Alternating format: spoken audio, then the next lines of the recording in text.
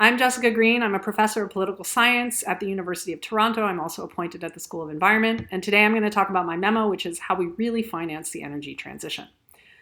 The memo makes three arguments. First, I argue, building off of work with Tom Hale and Jeff Colgan, and others as well, that climate change is best understood not primarily as a problem of collective action on mitigation, but rather as one of existential politics.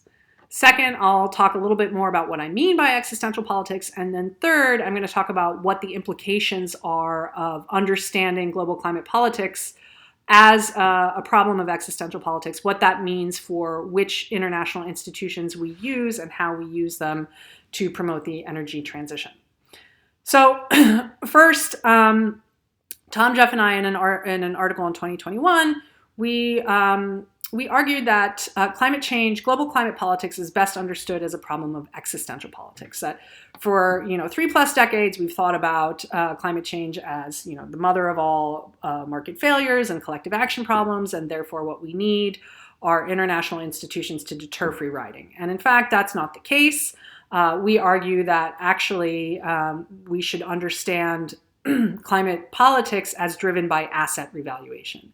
And asset revaluation creates this problem of existential politics, which is basically like distributional politics on steroids. So assets will be revalued as a result of both climate change and climate policy. And as a result of that, some assets will no longer be viable. Some ways of life will be completely eliminated. And so people will fight like hell, basically, to preserve the value of their assets. So in this world of existential politics, which is a sort of it is a stylized model, we can think of three classes of asset owners: climate forcing asset owners, climate vulnerable asset owners, and climate positive asset owners. So climate forcing asset owners are kind of the engines of the fossil economy, right? So it's fossil fuel companies, mining companies, electric utilities, heavy manufacturers, all of the all of the industries that are now providing kind of the engine for our global economy to work on fossil fuels.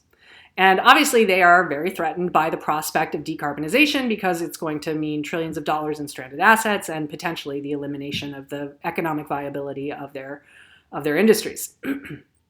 Second, we have climate vulnerable asset owners, and these are asset owners who will be affected by a changing climate. So we talk about in the article owners of coastal real estate, but we can also think about these parts of the agriculture industry, which are increasingly vulnerable to floods, fires, extreme weather, the insurance and reinsurance industries, which will also see more payouts due to climate-related catastrophes.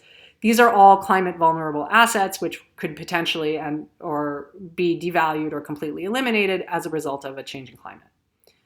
Finally, there are climate positive asset owners, which are the asset owners that will be the engine of a decarbonized economy. So this is, producers of solar panels, manufacturers of electric buses and trains, all of the infrastructure required to power a fossil-free economy.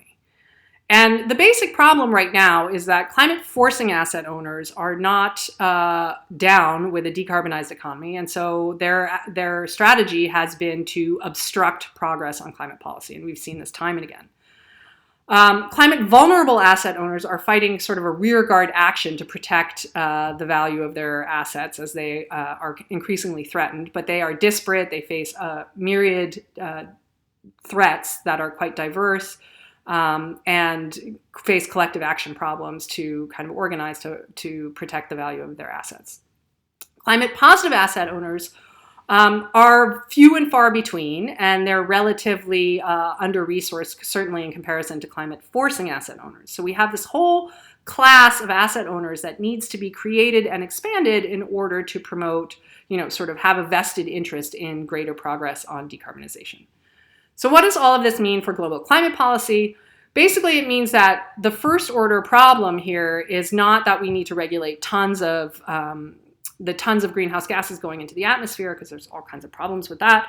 but rather we need to focus on regulating dollars circulating in the global economy. And that is in two ways. The first way is to invest money to create CPAs, climate positive asset owners. And that's not something I talk about in the memo, so I'll bracket that for right now. But the second is to use global financial and trading institutions as a way to constrain the material power and resources available to climate forcing asset owners. And so what I talk about in the memo is the ISDS, the investor state dispute system, which essentially right now protects the investments of fossil fuel companies and other CFA owners who are acting as foreign investors in host countries. And what's happened is that the ISDS allows for these investors to sue host countries when there are climate-related regulations that threaten the profitability or future profitability of their investments. And so the memo walks through kind of the weeds of what the ISDS and in particular the Energy Charter Treaty do in terms of protecting fossil fuel owners and suggests mechanisms for how we might either reform these institutions to take away those protections and hopefully accord them more to climate positive asset owners. And so that's one possibility, reform these institutions. And another one is to abandon them completely. And I talk through the possibilities, the strengths and weaknesses of each of these approaches. It has, in a nutshell, it has been said that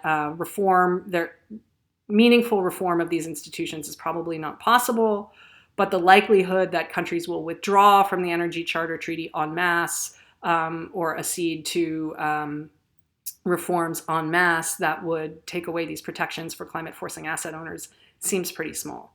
So that's what we need to focus on here is kind of how we redirect investment at the global level rather than thinking about in the short term how we regulate tons in the atmosphere. But that obviously presents its own set of political problems. So I hope that provides a good overview and I look forward to the conversation. Thanks.